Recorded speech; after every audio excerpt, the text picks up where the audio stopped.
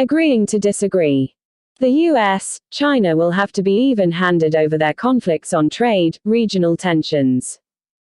As much as the virtual summit meeting between Presidents Joe Biden and Xi Jinping spotlighted multiple points of continuing strategic dissonance between the US and China, it equally appeared to underscore in their minds the need for them to find common ground on contentious issues including trade and tensions surrounding Taiwan and the South China Sea.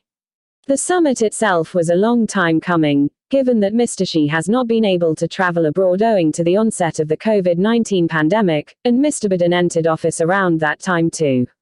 Further, in March 2021, at a meeting in Anchorage, Alaska, between senior officials from both countries, a heated exchange ensued after U.S. Secretary of State Antony Blinken said that without the rules-based international order there would be a much more violent world, and that Chinese activities in Xinjiang, Hong Kong, and Taiwan threaten that order, and were not internal matters.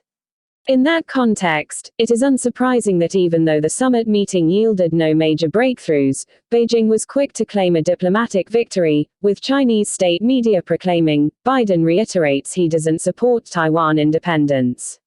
Such messaging is almost certainly directed towards a domestic audience given that Mr. Xi is consolidating power to secure a third term for himself, a process that will culminate next year in the CPC's 20th Congress.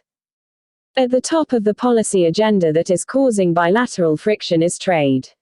After the bruising trade war with China prior to 2020, under a Trump White House, relief came in the form of the Phase 1 trade agreement, which requires that China buy $380 billion worth of American goods by the end of 2021. That has not happened, according to some analysts, in part owing to a shortfall in orders from Beijing for Boeing aircraft in view of the aviation slowdown.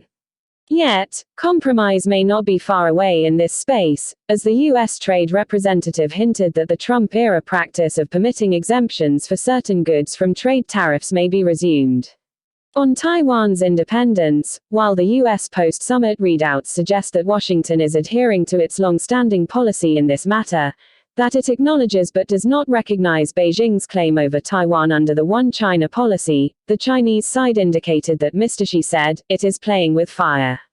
Such comments likely signal that China will respond robustly to any Western moves seen as strengthening Taiwanese independence, for example through direct arms sales to Taipei. Both sides will have to be even-handed in managing their conflicts on trade and regional tensions or else risk these issues spilling over into the global arena and disrupting the fragile ongoing recovery in economic growth and public health.